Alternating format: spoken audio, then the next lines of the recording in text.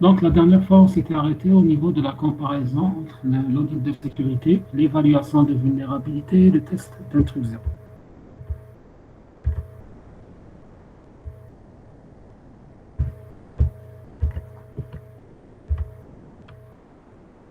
Donc, la question qu'on doit se poser maintenant, c'est qu'est-ce qu'on doit réellement tester?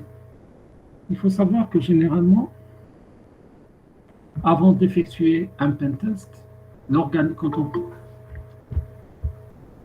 demandeur de ce pentest il est préférable, ce n'est pas toujours le cas, mais il est préférable qu'il réalise une évaluation de risque. Ceci va lui permettre d'identifier les principaux risques auxquels il est confronté. Donc, parmi ces tests, on peut citer par exemple les erreurs de communication dans le cas d'un site de e-commerce, éventuellement les pertes d'informations confidentielles, quels sont les sites les plus exposés au public, les erreurs qu'il y a au niveau des mails, DNS, mots de passe, firewall, etc., les vulnérabilités qui se trouvent au niveau de certains serveurs tels que les serveurs FTP, 2IS ou bien carrément les serveurs web. Par contre, ce qui est important de noter, c'est que le test doit être effectué sur les parties hardware et software de votre réseau. Quand on fait un pentest, on ne se limite pas uniquement à la partie software.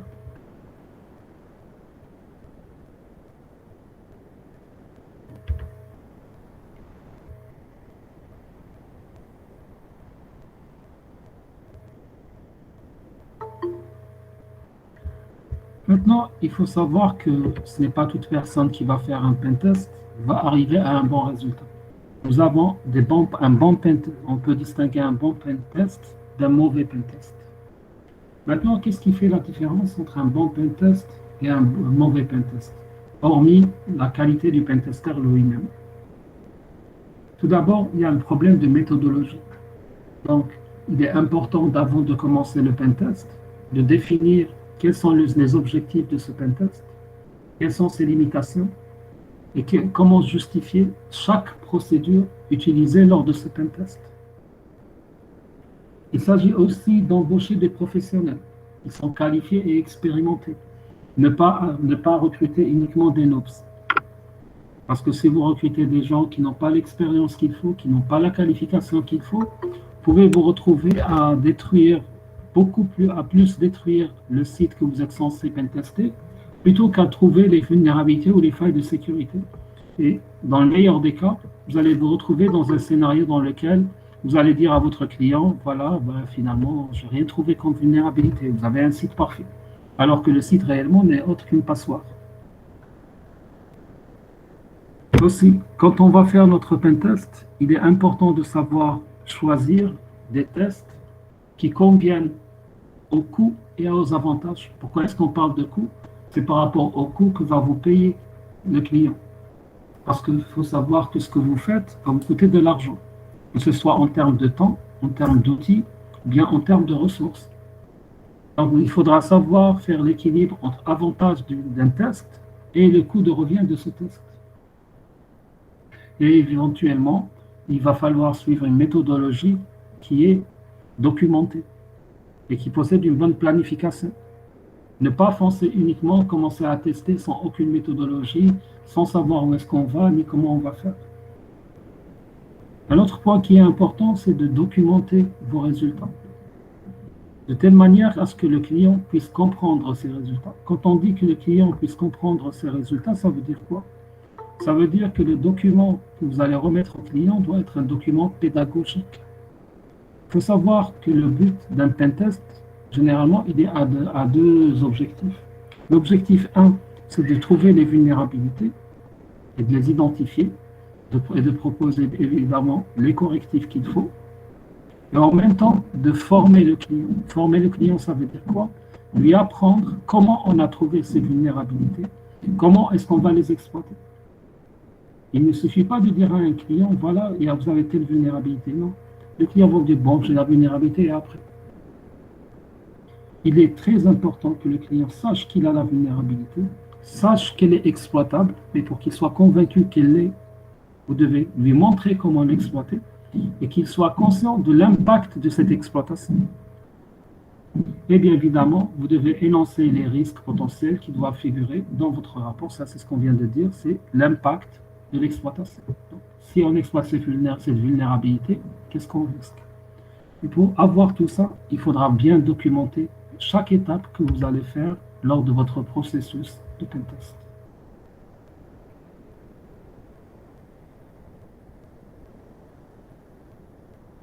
Alors, il y a un autre paramètre qui est important, ce qu'on appelle le ROI, c'est Return on Investment. Alors, en français, c'est retour sur investissement. Alors, il faudra savoir pourquoi est-ce qu'une entreprise va faire un pentest. Pourquoi est-ce qu'elle va payer de l'argent? Parce qu'un pentest, ce n'est pas gratuit. Un pentest, ça va coûter cher. Donc, il faudra que l'entreprise soit convaincue que si elle va payer cette somme, il va y avoir un retour sur un investissement. Ça veut dire que cet argent va servir à quelque chose. Donc, comme vous le savez, un pentest va aider l'entreprise à comprendre qu'est-ce qu'elle a comme vulnérabilité. Ça va l'aider à combler ses vulnérabilités. En d'autres termes, ça va l'aider à combler une fuite d'argent. Donc, d'économiser beaucoup d'argent à travers ce retour sur investissement.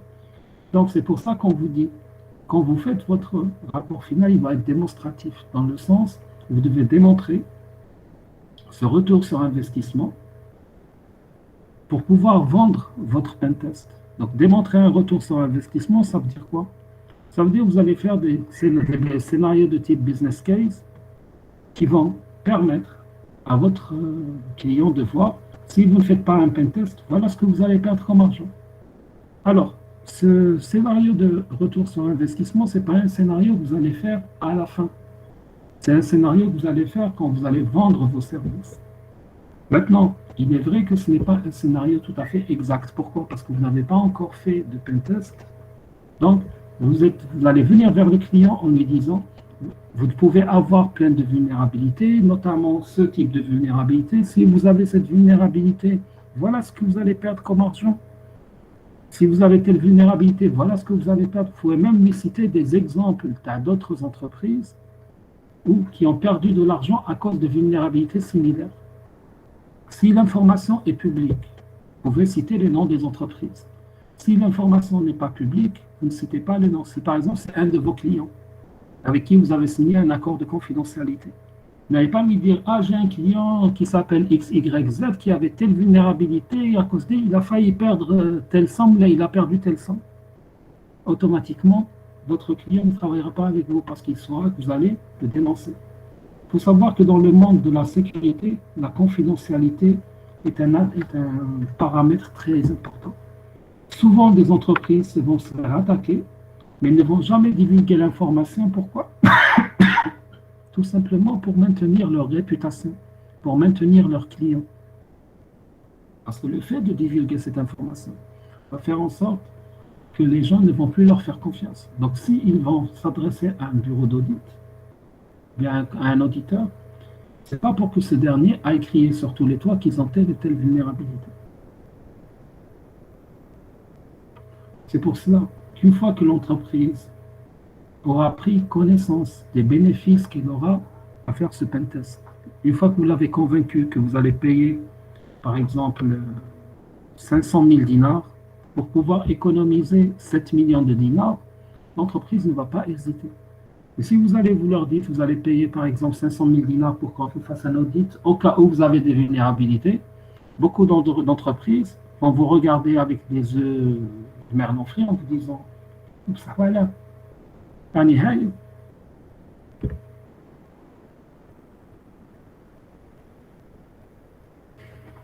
C'est pour cela qu'on vous dit généralement que les organisations, donc les clients et le pentester, doivent toujours parvenir à un consensus sur l'étendue des informations qui peuvent être divulguées à l'équipe de test.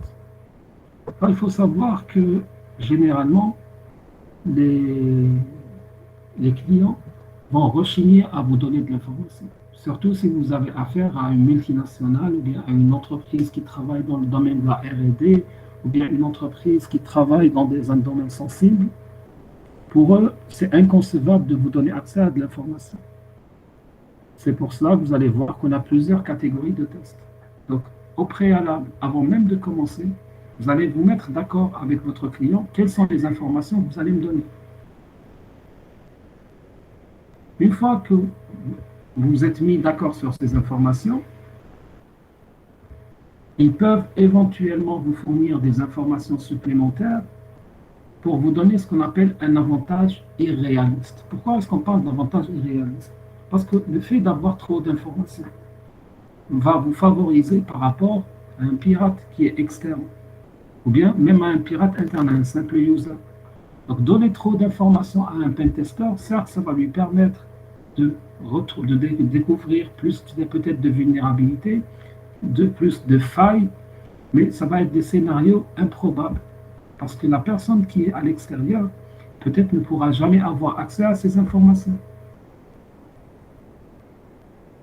En même temps, il va falloir que vous négociez avec l'entreprise que vous auditez, comment vous allez exploiter les vulnérabilités sans perturber leur service critique. Je m'explique. Imaginons que vous êtes en train de négocier avec une banque. Vous imaginez, vous dites à la banque, d'accord, on va vous pentester, mais on pourra exploiter certaines vulnérabilités qui vont conduire à l'arrêt de vos serveurs. La banque va vous dire, bon, d'accord, arrêt de mes serveurs, mais pour combien de temps? Vous allez vous dire, ah, je ne sais pas, nous, on va cracher le serveur, ensuite ça dépend. Il va falloir combien de temps pour les redémarrer? La banque va vous dire, pendant 7 heures, moi, je risque de perdre énormément d'argent. Toutes mes transactions en ligne, ou bien toutes mes transactions financières, ou bien carrément mes agences seront déconnectées. Ça, c'est inacceptable pour moi. C'est pour cela que vous avez certaines entreprises qui vont vous dire, nous, on accepte l'audit, par exemple, de telle heure à telle heure. Donc, ils vont vous définir des tranches durant lesquelles vous pouvez faire de l'exploitation. Ça ne veut pas dire que vous ne pouvez pas faire de la reconnaissance en dehors de ces créneaux. Mais eux vont vous dire, l'audit, par exemple, l'exploitation ne peut se faire, par exemple, que tel ou tel jour. Pourquoi? Soit parce que la charge de travail est moins importante, soit parce que leur équipe technique, elle est sur place, donc ils pourront intervenir en cas de crash, donc rétablir le service, ou pour d'autres considérations.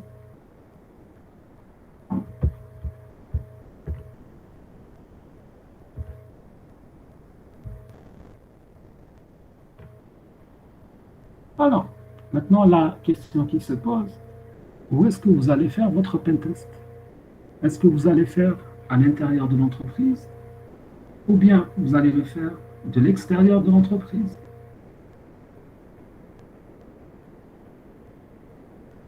Alors, il faut savoir que généralement, si on le fait de l'extérieur, c'est-à-dire vous allez simuler une attaque externe, donc vous n'allez pas pouvoir évaluer tout ce qu'il y a à l'intérieur.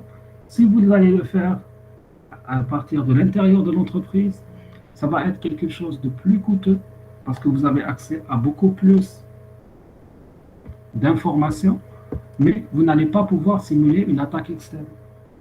Donc, vous allez simuler une attaque qui provient de l'intérieur de l'entreprise. Donc, c'est soit un membre du personnel, soit quelqu'un qui a pu pénétrer carrément dans l'entreprise, placer un dispositif à l'intérieur de l'entreprise ou autre. Parce qu'il faut savoir qu'il y a plusieurs types de pentest. Il y a ce qu'on appelle le pentest externe et il y a le pentest interne. Quand on parle de pentest externe, ça veut dire qu'on va analyser toutes les informations publiques, donc de l'extérieur. On va faire de la récolte d'informations. On va essayer de faire de l'énumération des réseaux, des comportements, des dispositifs de sécurité, de tout ce qu'il y a comme équipement edge du réseau de l'entreprise, donc tous les équipements périphériques. Ensuite, on va essayer d'exploiter les éventuelles vulnérabilités qu'on a trouvées sur ces équipements périphériques. Si on arrive à les exploiter, on va, à partir de ces périphériques edge, essayer de faire un saut donc, vers d'autres équipements à l'intérieur du réseau, refaire le même processus, donc processus de découverte à l'intérieur. On va essayer de voir ce qu'il y a comme équipement. Une fois qu'on a vu ce qu'il y a comme équipement à l'intérieur, on va essayer aussi d'exploiter ce qu'il y a à l'intérieur et ainsi de suite. Donc vous voyez que c'est un processus purement itératif qui va se faire d'une zone à une autre vers le réseau du client. Maintenant, nous avons ce qu'on appelle des tests internes. Alors, un test interne, c'est quoi? Ça veut dire qu'on va essayer de tester les ordinateurs et les équipements du client et de différentes manières. Alors, nous avons ce qu'on appelle déjà les black testing, les grey et les white. Donc, quand on parle de test à boîte noire, c'est un test où vous n'avez aucune connaissance de ce qu'il y a dans l'entreprise. C'est vrai, certes, vous êtes à l'intérieur, mais on ne vous dit rien. Vous êtes comme un nouvel employé, alors, je vous donne un scénario qui s'est déjà produit. Vous allez vous présenter dans l'entreprise, on va vous dire ramenez votre laptop. Des fois, vous n'avez même pas le droit de ramener un laptop. On vous donne une prise RJ45, un PC, on vous enferme dans un bureau. Commencez, vous êtes à l'intérieur. Donc, aucune information, aucun déplacement, aucun accès à des zones sensibles. Maintenant, tout dépend de votre habilité en tant que pirate. Il faut savoir que dans la formation des pentesters, vous avez ce qu'on appelle la formation de crochetage de clés. Donc, on vous apprend à crocheter des serrures, c'est-à-dire ouvrir des portes sans avoir une clé.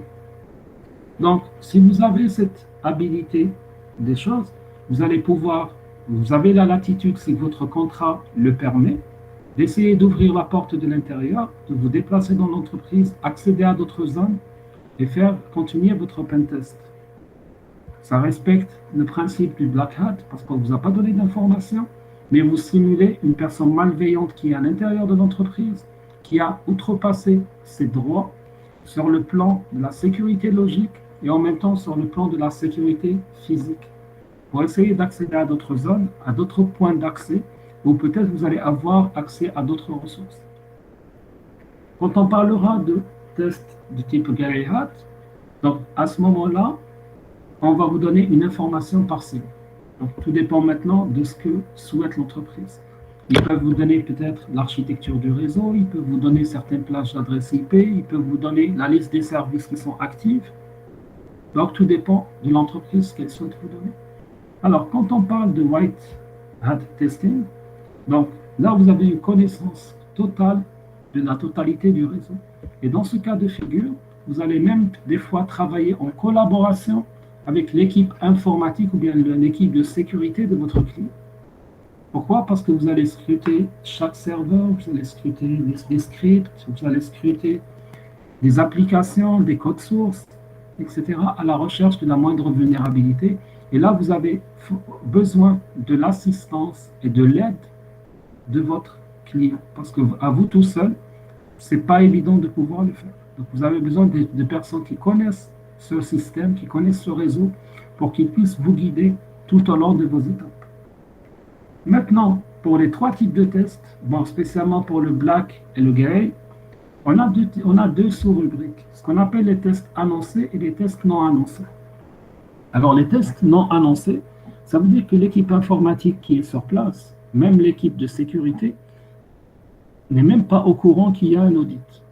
Généralement, le but de ce test, c'est quoi?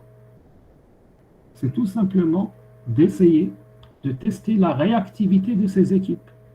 Est-ce qu'ils vont se rendre compte qu'ils sont attaqués? Est-ce qu'ils vont savoir réagir à une attaque?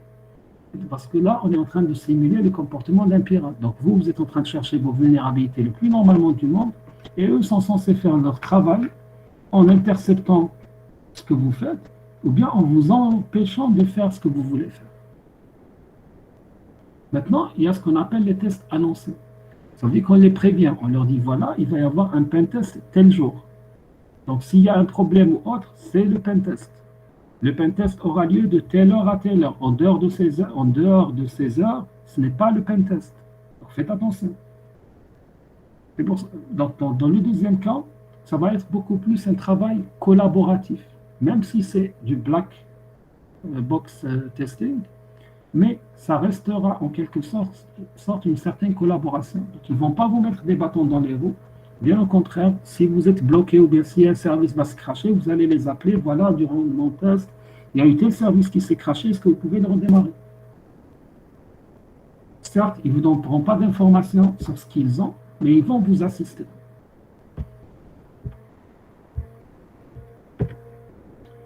Ah bon, j'ai trop parlé dans la diapo principale, donc bon, alors qu'est-ce qu'on est en train de dire? Bon, là, ça réexplique ce que j'étais en train de dire. Bon, le pentest externe, approche traditionnelle, il peut être effectué sans aucune connaissance préalable. C'est de démontrer l'existence de vulnérabilités qui sont connues pour être exploitées et aide le testeur à vérifier si le système est géré correctement. Alors, l'évaluation de la sécurité interne, donc c'est ce qu'on avait dit, le pentest interne. Donc, on va tester la sécurité en se focalisant sur toutes les ressources internes, démontrer que l'information est exposée à des risques, ainsi que l'ensemble des actifs. Et c'est pratiquement la même méthodologie que l'autre test. Alors, le test à boîte noire, donc, comme on l'avait dit, aucune connaissance préalable de l'infrastructure. Vous recevez uniquement le nom de l'entreprise. À la limite, on vous donne le nom de domaine ou une adresse IP publique. Le pentest doit être effectué après une collecte d'informations que vous allez faire. Vous allez simuler le processus d'un hacker et il nécessite une durée plus ou moins importante. Et c'est un test fastidieux et onéreux. La boîte grise, comme on l'avait dit tout à l'heure, c'est une connaissance limitée. Vous évaluez la sécurité, notamment la sécurité des applications, et c'est un examen de la conduite. Ça veut dire que vous allez l'effectuer. Vous commencez par un test à boîte noire sur des systèmes bien protégés et vous allez constater qu'il y a peu de connaissances. Donc, vous n'arrivez pas à avoir les connaissances nécessaires pour faire votre travail. Donc, vous demandez un supplément d'informations pour basculer vers le Gray test. Alors, le test à boîte blanche, comme on l'avait dit, c'est une connaissance totale. Donc, vous allez simuler les traitements effectués par les employés. Donc, on peut vous donner l'infrastructure, le type de réseau, les services implémentés, les adresses IP, des firewalls, IDS, avec tous les détails que ça comporte, les différentes politiques qu'ils sont en train d'appliquer, etc. Bon, les tests annoncés, non annoncés, je vous les ai expliqués, sauf que ce que je n'avais pas dit, c'est que pour les tests non annoncés, il y a uniquement le top management qui est au courant, donc le commanditaire du test, de l'audit. Et généralement, le commanditaire de l'audit, ça peut être soit le PDG, soit le plus haut responsable des systèmes d'information ou bien de la sécurité. Alors, il y a aussi ce qu'on appelle les tests automatisés. Généralement, c'est ce que les étudiants adorent le plus. Alors, il faut savoir que les tests automatisés, c'est le fait tout simplement d'utiliser des outils automatiques. Les outils automatiques comme des scanners de vulnérabilité, des frameworks déjà prédéfinis ou autres. Donc, ça va certes vous permettre de gagner un peu de temps et de l'argent. Pourquoi? Parce que ça va défraîchir le terrain, donc déblayer le gros. Donc, la plus grande charge, c'est lui qui va la faire. C'est des outils qui nécessiteront par contre beaucoup de mises à jour pour être vraiment efficaces. Pourquoi? Parce que, comme j'ai déjà dit à plusieurs reprises, si l'outil date d'aujourd'hui, toutes les vulnérabilités découvertes à partir de demain, il ne les détectera pas. Il ne saura même pas qu'elles existent. Il ne saura même pas comment les détecter. Et surtout que vous allez avoir beaucoup de faux négatifs et beaucoup de faux positifs. Donc, c'est pour ça qu'il est très important de faire vos tests manuellement. C'est la meilleure option pour un pentester. Pourquoi? Parce que ça va vous permettre de gagner en expérience, en professionnalisme, et ça va vous permettre même d'exploiter votre expérience passée. Vous allez voir que vous allez développer certains réflexes qui vont vous permettre de découvrir des vulnérabilités à la volée. Surtout que vous ciblez à identifier, à comparer, si vous voulez, la posture de sécurité d'un point de vue de l'attaquant. Donc, essayez de trouver le maximum de vulnérabilité et le maximum d'erreurs surtout. Par contre, dans une approche manuelle, vous allez avoir besoin d'identifier un bon planning. Vous allez devoir concevoir vous-même vos tests. Vous allez devoir les ordonnancer, les documenter pour pouvoir récupérer des résultats exploitables. Donc, je lance une deuxième diapo. Accordez-moi 2 secondes. Je tente de trouver.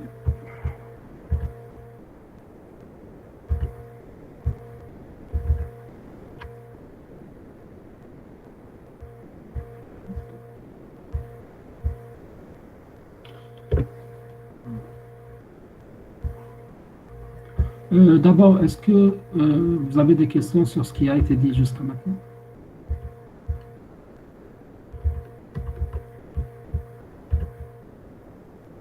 Pas de questions? Ok, tant mieux. Alors, il faut savoir que quand on fait du pentest, il y a plusieurs techniques et plusieurs méthodologies que vous allez devoir suivre. Notamment, vous devez commencer par faire ce qu'on appelle de la recherche passive, vous devez faire du monitoring open source, vous devez faire un mappage de votre réseau et identifier votre OS. Vous devez faire du spoofing dans certains cas, vous allez scanner des réseaux. Vous pouvez même éventuellement attaquer en envoyant des chevaux de Troie sur le réseau de la victime.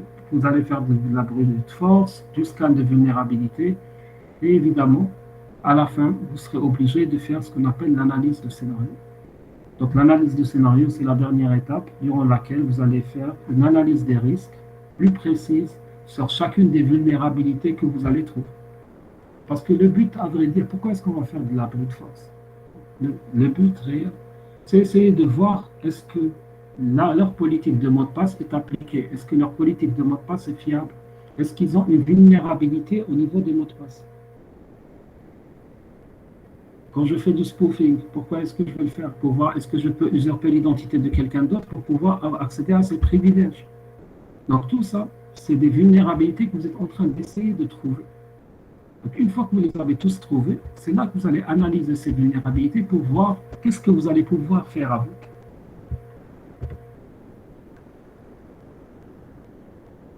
Alors, l'une des informations que vous allez utiliser en premier, c'est les informations relatives au nom de domaine et aux adresses IP. Donc, généralement, c'est des informations que vous allez récupérer sur le serveur DNS et que vous pouvez utiliser déjà pour modéliser le réseau de votre cible de l'extérieur.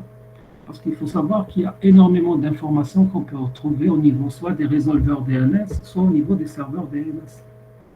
Pour certaines organisations, vous allez même pouvoir récupérer des blocs d'adresses IP. Parce que lors du pentest, on peut vous dire, voilà le point de départ, c'était l'adresse IP. En faisant des recherches, vous allez trouver que l'entreprise possède d'autres adresses IP. Donc, c'est d'autres points d'entrée éventuels que vous allez pouvoir exploiter.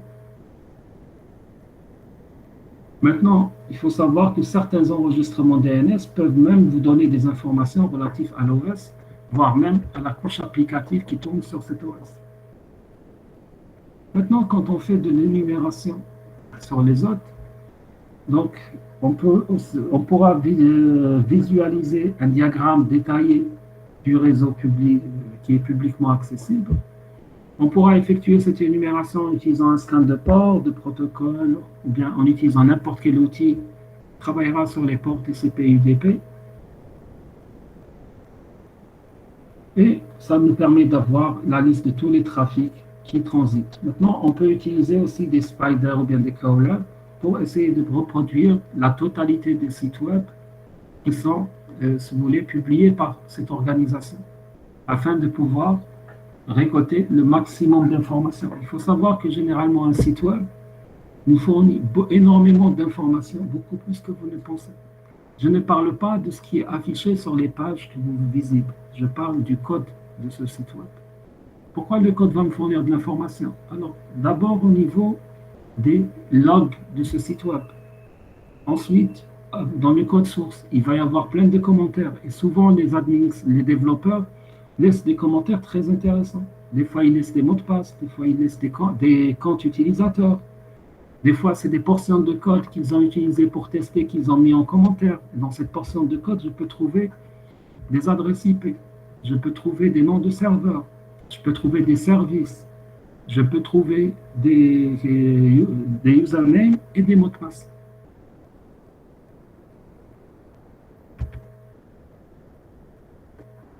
Maintenant, dans un pentest, il faut savoir qu'il y a un certain nombre de phases qu'il est important de respecter. Donc, on va distinguer 3 phases importantes. La première, c'est la phase de pré-attaque. Donc, c'est la phase qui va précéder le travail technique que vous allez faire. La deuxième phase, c'est la phase purement technique, durant laquelle vous allez mener, proprement dit, votre pentest. Et la troisième phase, c'est ce qu'on appelle la phase de post-attaque. Ça veut dire c'est la troisième phase. Vous avez fini votre travail d'attaque. Qu'est-ce que vous devez faire maintenant? Alors, avant d'entamer ces trois phases, j'ai une question à vous poser. Est-ce que vous avez formé vos équipes?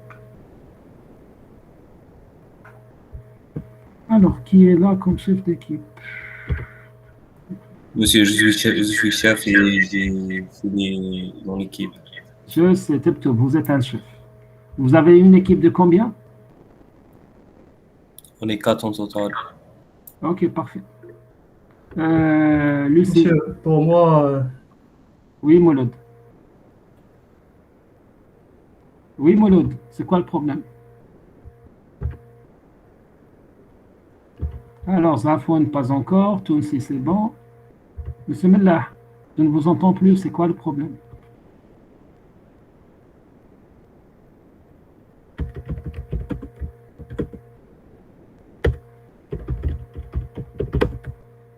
oui, monsieur, j'ai eu j'ai peur de l'Internet, connexion Internet. Malish, est-ce que vous avez réglé le problème pour votre équipe? Est-ce que vous Oui. avez une équipe? C'est bon? Non, monsieur, j'ai deux personnes, il me manque un. Eh ben, Habou Saleh, recrute. Monsieur, Hamadash, monsieur, mais notre groupe, Same. c'est quoi le problème pour Hamadash et Mellah? Les gens dans le groupe de Khlasso. Eh ben, il fallait être nos châtaignes. Donc, ceux qui ont été plus rapides auront de meilleures notes que vous, tout simplement. Vous n'avez pas été assez réactif. C'est ça le marché de l'emploi. Vous avez des candidats. Les candidats ont tous été recrutés. Vous allez rester sans candidat. Donc, vous allez attendre qu'il y ait de nouveaux chômeurs. C'est pas sérieux.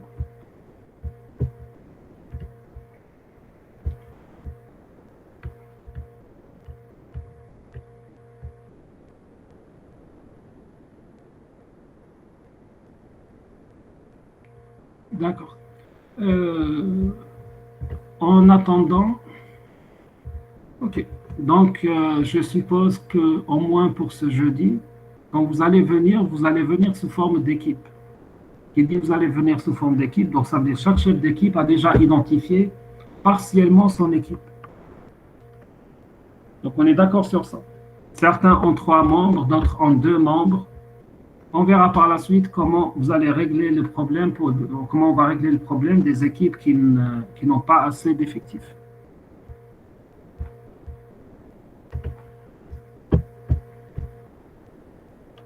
Alors, les chefs d'équipe, s'il vous plaît, pour jeudi, vous devez me préparer un tableau chacun dans lequel vous allez me mettre, c'est un tableau très simple, le nom des membres de l'équipe et le pourcentage accepté par chaque membre de l'équipe. Donc, il y aura 2 colonnes dans le tableau, nom, prénom, plutôt 3 colonnes, nom, prénom, fonction. Donc, à quoi va servir ce membre? Pourquoi vous l'avez recruté? Il va faire quoi au sein de l'équipe? Et la 3e colonne, c'est son salaire, donc le pourcentage qu'il va prendre. Monsieur, on n'a pas encore de projet pour savoir les fonctions. Oui, c'est un projet de pentest. C'est aussi simple que ça. Ah, de pentest. Alors, pour toutes les équipes, ça va être des projets de pentest.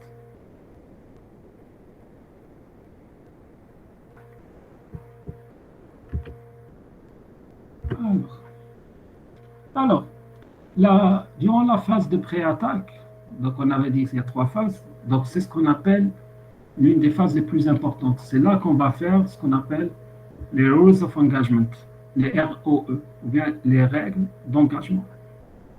Alors, les règles d'engagement, c'est quoi? C'est à ce moment-là que le client va vous donner la permission formelle d'exécuter votre... Attendez, j'ai un petit problème.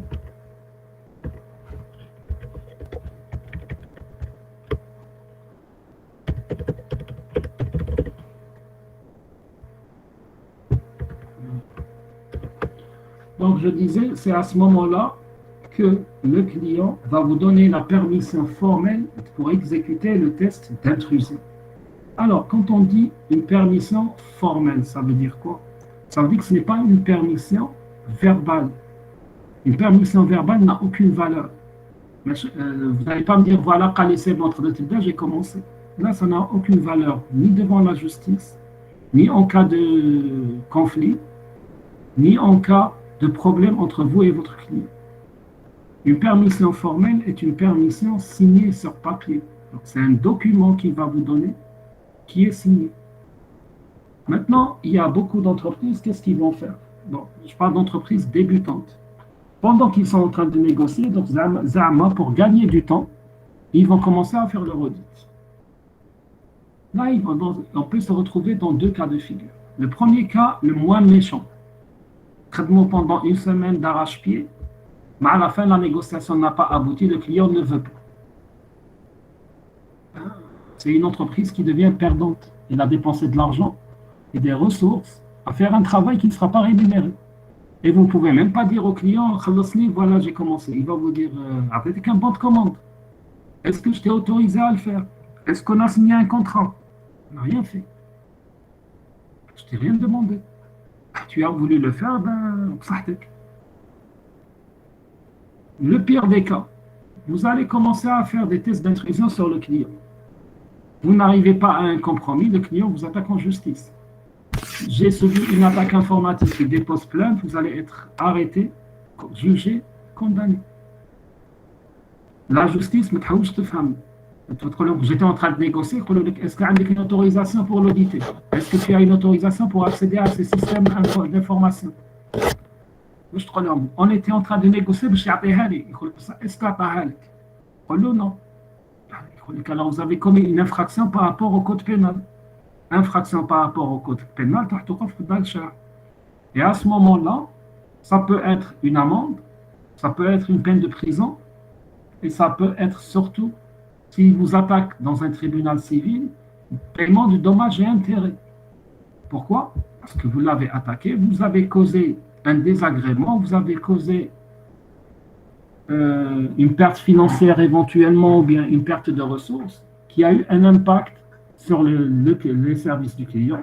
Il demande des dommages et intérêts. C'est pour cela que les règles d'engagement sont très importantes et que vous ne devez absolument rien faire avant d'avoir ce document de permission formelle. Maintenant, les règles d'engagement, ils vont servir à quoi? À part vous donner en quelque sorte ce sauf-conduite. Donc, ce document qui vous autorise à faire tel travail. Alors, ils vont vous fournir déjà une orientation de haut niveau. Pourquoi est-ce qu'on parle d'orientation de haut niveau? Il faut savoir, quand il s'agit de pentest, ce n'est pas un simple ingénieur qui va le demander. Ce n'est pas un simple sous-directeur, ce n'est pas un simple directeur. Généralement, tout pentest va nécessiter une autorisation du top management de l'organisation. Pourquoi le top management? Parce qu'un pentest, ça ne va pas toucher uniquement le service informatique. Ça va toucher pratiquement tous les services de l'organisation, y compris les finances, la production, l'informatique, le commercial, la logistique. Donc, pratiquement tout le monde va être impacté, avec des risques éventuels. Donc, aucun service ne peut prendre une telle décision de manière unilatérale. Ils sont obligés de passer par le top management, donc le sommet, pour dire, voilà, on va faire ça, voilà ce qu'on va risquer, voilà ce qu'on va gagner. Donc, ils vont aller plaider leur cause. Pourquoi on va le faire? Quels sont les risques? Et qu'est-ce qu'on va gagner? Donc, ce top management va dire, oui, j'accepte à telle et telle condition. Par exemple, oui, j'accepte, mais le département R&D ne doit pas être touché. Parce que je considère que j'ai des secrets tellement bien protégés à l'intérieur que je ne veux même pas qu'un auditeur essaie de rentrer. Ça, c'est une orientation qui peut venir du top management. Ou bien carrément, vous pouvez avoir... Je vous donne un exemple du secteur bancaire. Dans le secteur bancaire, on va vous dire, voilà, vous pouvez tout auditer. Seulement le service SWIFT, vous ne devez pas vous approcher de ce périmètre. Pourquoi? C'est un serveur qui est connecté à la Banque mondiale, qui ne doit jamais s'arrêter, etc. Donc, vous ne devez pas le toucher. Là, c'est une orientation qui vient du top management de la banque. Qui vous dit, qui va vous guider dans votre travail. Tel segment, Il ne faut pas s'en approcher. Donc, tous vos scripts, toutes vos attaques ne doivent pas s'approcher, par exemple, de tel segment. On vous dit aussi que les règles d'engagement, c'est une certaine forme d'assistance. Pourquoi c'est une certaine forme d'assistance? Parce qu'ils vont vous aider à surmonter les restrictions légales et politiques liées à l'utilisation des outils et des techniques de pentest. Il faut savoir que dans les restrictions légales et politiques, alors, légal, c'est les lois, la réglementation. Politique, c'est toutes les politiques de sécurité applicables dans un pays. Bon, en Algérie, nous avons une politique de sécurité nationale qui est appliquée. Nous avons des lois liées à la cybercriminalité. Nous avons des lois une loi liée à un décret présidentiel lié à la SSI. Donc, qui préconise certaines choses et qui interdisent d'autres choses. Donc, par exemple, ces lois vont vous interdire d'accéder illégalement dans un système. Or, ce document qui est les règles d'engagement va vous donner un sauf-conduit. Donc, en d'autres termes, il va vous permettre d'enfreindre cette loi. Pourquoi? Parce que le client vous donne une autorisation formelle de l'attaquer. Et c'est pour cela que ça doit passer par le top management. Pourquoi le top management? Parce que chez le client, imaginez que c'est le DSI qui va vous signer cette règle d'engagement. Est-ce que le DSI a la qualité de signataire au nom de l'entreprise? Ben non. Celui qui signe au nom de l'entreprise, c'est généralement une ou deux personnes qui sont clairement identifiées. Donc même si quelqu'un va vous signer qui n'a pas cette autorité, la signature dialogue ne vaut pas grand-chose. Vous n'avez aucune protection. Parce que le représentant légal de l'entreprise n'a pas approuvé. C'est pour cela qu'il faut vraiment faire très attention par rapport à ce point.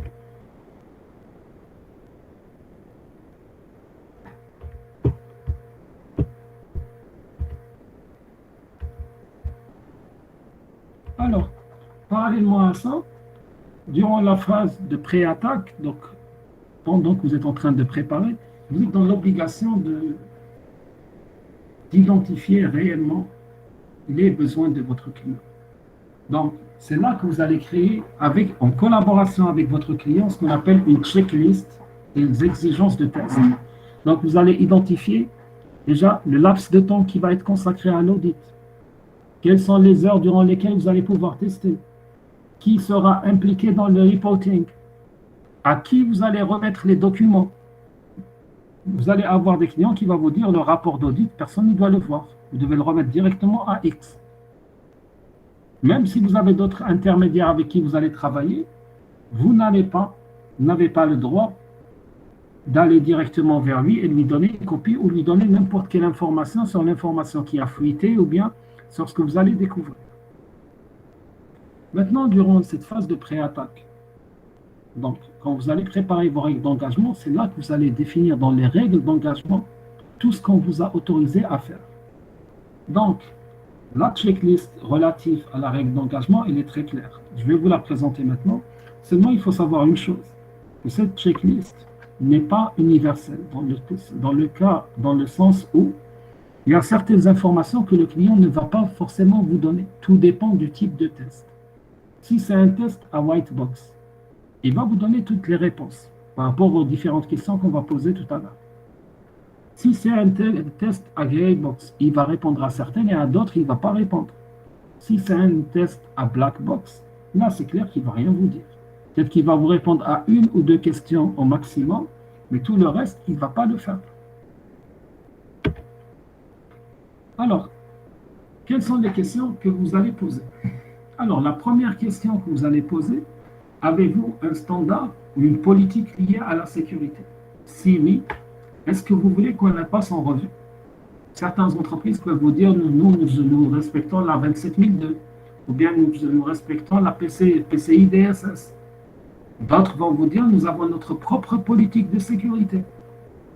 Donc, d'où la question que vous allez dire, s'ils vous disent oui, est-ce que vous voulez qu'on la passe en revue? Alors, le passage en revue, c'est quoi? C'est tout simplement une analyse documentaire.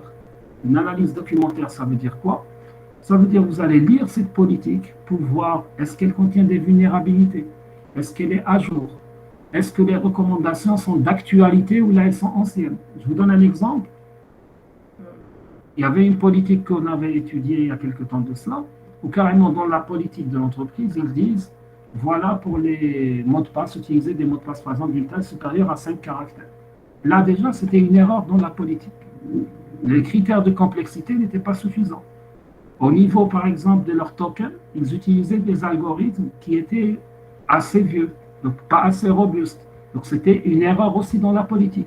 Ça veut dire, avant même de commencer l'audit proprement dit, le passage en revue de leur politique de sécurité a révélé déjà des anomalies et des incohérences.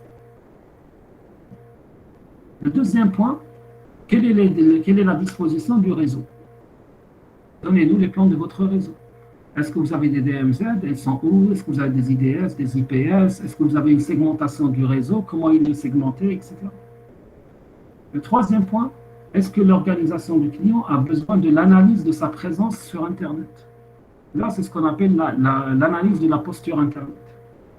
Généralement, c'est un point qui ne fait pas partie forcément de l'aspect sécuritaire, mais qui est généralement demandé par les clients lorsqu'ils font un audit. Le quatrième point, est-ce que l'organisation a besoin de l'évaluation de sa sécurité physique? Ça veut dire quoi, sécurité physique? Ça veut dire qu'il va falloir vous déplacer sur les lieux. Essayez de voir, est-ce que le périmètre de sécurité physique est suffisant? Est-ce qu'il y a assez de déploiement d'équipements de sécurité? Est-ce que... Alors, sécurité... Alors, qui peut me donner des exemples quand on parle de sécurité physique?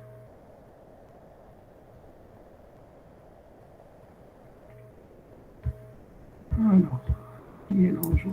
Monsieur, l'exemple de l'exercice de l'APC, par exemple, les serveurs, l'AB des serveurs et dans la salle de conférence. Par exemple, oui.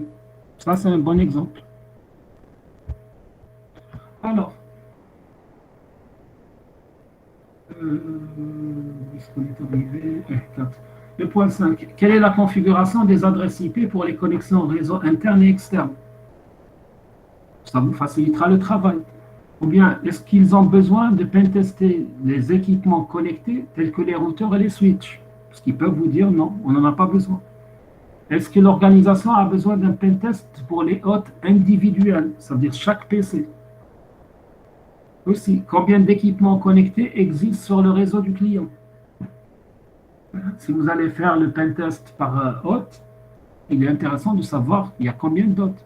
Ça vous permettra de définir votre planning de travail. Parce qu'à ce moment-là, il faut savoir qu'on n'a pas encore défini un planning de travail. Que vous n'avez pas fait une proposition financière. Parce que vous ne pouvez pas faire la proposition financière si vous n'avez pas une idée sur le dimensionnement du client. Vous imaginez, vous vous présentez que le voilà, je l'ai fait à 100 000 dinars. Il m'a dit, d'accord, j'ai 2000 hôtes. Ensuite, quels sont les contrôles de sécurité que vous avez déployés dans votre organisation? Est-ce que votre organisation a besoin d'évaluer son réseau Wi-Fi, dans le cas où ils ont un réseau Wi-Fi? Parce que souvent, des organisations vont vous dire, le réseau Wi-Fi, ce n'est pas la peine. C'est un réseau réservé aux guests, donc il n'est pas connecté à notre réseau. Il y a comment on appelle ça? J'ai oublié le nom. Alors, c'est un réseau segmenté où nous avons utilisé un VLAN indépendant et les deux VLAN ne communiquent pas, donc ce n'est pas la peine. Certains peuvent vous dire ça. Ou carrément, ils vont vous dire qu'il y a une séparation physique entre les deux, on n'a pas besoin. Maintenant, est-ce que réellement la séparation physique existe ou non? Ça, on ne sait pas. C'est un point d'interrogation. Est-ce que les deux VLAN ne communiquent pas réellement? Ça, on ne sait pas. Sans citer de nom, il y avait une institution en Algérie qui avait un réseau Wi-Fi. Pour eux, le réseau Wi-Fi était destiné aux guests et que ça ne communiquait pas avec le reste. Donc, quand on leur a fait l'audit, on leur a posé la question. Quelqu'un, ce n'est pas la peine. C'est séparé physiquement. On est arrivé à les convaincre qu'on peut le faire, mais ça ne va rien leur coûter. Quand on avait fait l'audit à partir du réseau Wi-Fi, on a pu accéder jusqu'au cœur de leur réseau.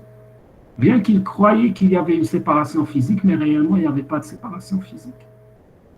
Parce que quelque part, finalement, il y avait un câble qui a été rajouté par on ne sait pas qui permettait l'accès à partir du réseau Wi-Fi vers la totalité du réseau physique.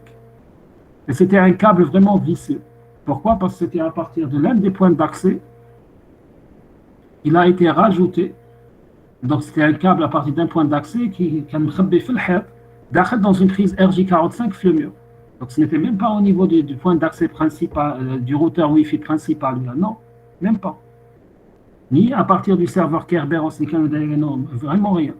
C'était directement l'un des points d'accès qui était connecté et qui faisait carrément une translation d'adresse pour permettre le passage d'un réseau à un autre. Donc, ça se voyait que c'était un travail prémédité par quelqu'un qui était là, qui l'a sûrement dû l'utiliser pour une raison ou une autre, soit qu'il l'a oublié ou l'a blâné ou autre.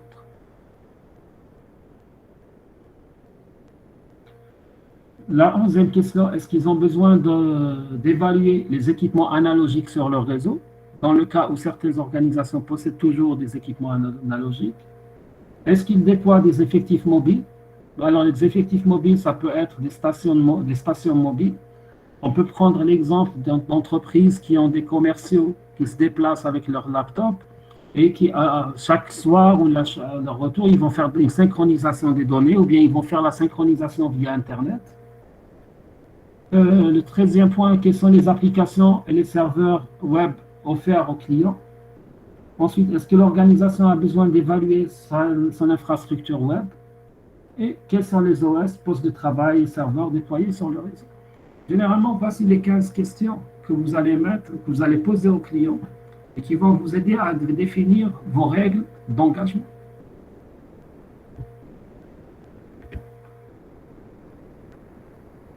Alors, une fois que vous avez posé ces questions, il est utile de définir maintenant la portée de votre test. Quand on parle du portée du test, ça veut dire qu'on veut définir qu'est-ce qu'on doit tester et surtout comment le tester. Généralement, tout dépend des composantes de l'environnement opérationnel de votre client et surtout de sa perception des choses. Donc, comment lui, il arrive à voir les choses, qu'est-ce qu'il veut réellement. Ça dépend aussi de son budget et de ses besoins de conformité. Alors, par exemple, il peut vous dire, moi, vous pouvez faire ce que vous voulez, mais vous n'allez pas faire de social engineering. Pourquoi? Parce que je sais que mes employés ne sont pas sensibilisés. Si vous allez parler avec eux, ils vont aller tout vous raconter, mais le mot de passe saute là. Alors, il y a Dria qui pose une question. Alors, la question, c'est qu'est-ce que l'infrastructure web?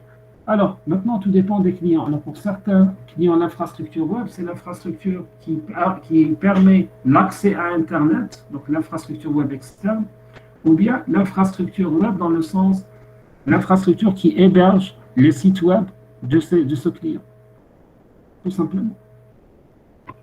Parce qu'il faut vous mettre l'idée en tête que quand on parle de pentest, ça ne veut pas forcément dire que le client cherche à évaluer la sécurité de son site web. Vous pouvez avoir certains clients qui ont externalisé leur hébergement web et qui veulent faire un pentest sur la sécurité de leur infrastructure réseau.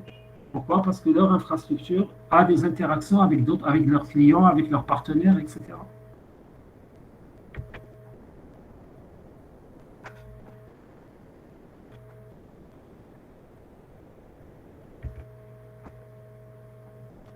Alors, une fois que vous avez fini votre phase, vous avez défini la portée, vous avez défini vos règles d'engagement, c'est là qu'il va falloir rédiger un contrat et le faire signer entre vous et votre client. Alors, généralement, quand on parle de contrat, dans la règle générale, les contrats sont signés, sont rédigés par des avocats. Étant une boîte de pentest ou une société d'audit, vous n'avez pas les moyens de vous permettre le loisir de signer avec un avocat. Et généralement, dans la plupart du cas, quand vous avez affaire à de grosses sociétés, c'est eux qui vont vous ramener un contrat type. Donc, ça veut dire un modèle de contrat que vous allez négocier avec eux pour rajouter des choses ou bien supprimer des choses. Alors, généralement, un contrat, qu'est-ce qu'il va contenir? Il va contenir les objectifs du pentest, quelles sont les informations que l'entreprise considère comme informations sensibles, quelles sont les clauses d'indemnisation. Ben oui, si vous faites des bêtises, comment vous allez les indemniser? Le rapport et les... j'ai sauté pas mal de trucs. Alors, d'abord, la clause de non-divulgation. Donc, c'est des articles qui vous disent que vous êtes tenu au secret professionnel, etc. Vous allez voir que dans certains cas, on ne va pas mettre les clauses de divulgation dans le contrat, mais on va les mettre dans un NDA. Un NDA pour dire Non-Divulgation Act. Donc, c'est un accord de confidentialité que vous allez signer entre vous et votre client. Ensuite, l'objectif du pentest, pourquoi on le fait. Ensuite, on va parler des frais, donc le prix, et le planning de votre projet. Ensuite, on va identifier les informations sensibles. C'est quoi l'information sensible au sens du client? C'est quoi une information confidentielle? C'est quoi les clauses d'indemnisation? Et c'est quoi le rapport et les responsabilités? Donc, la partie rapport, qu'est-ce que vous allez remettre comme rapport au client? Que contiendra ce rapport? Combien d'exemplaires, etc. Et on va définir les responsabilités de chaque partie.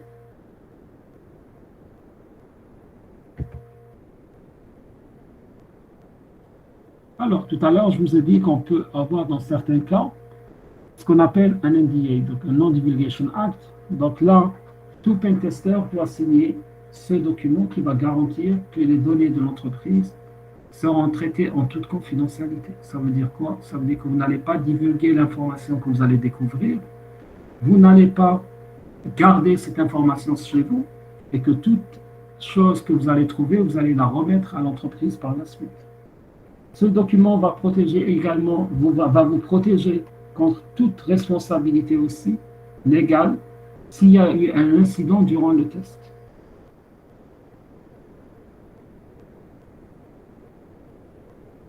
Il faut savoir que l'accord de confidentialité doit être conçu pour être utilisé par les deux parties. Le but n'est pas de protéger uniquement l'entreprise, mais de protéger les deux parties contre la divulgation de l'information. Je vous laisserai le soin par la suite de découvrir par vous-même quelle est l'information que vous devez protéger chez le pentester et quelle est l'information qui doit être protégée auprès de l'entreprise.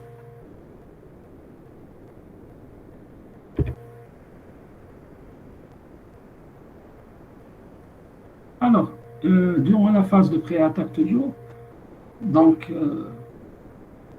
on parlait du NDA, on avait dit que les deux parties vont porter la responsabilité de protéger les outils, les techniques, les vulnérabilités et les informations relatives, les informations récoltées contre toute divulgation conformément aux termes qui vont être spécifiés dans votre NDA.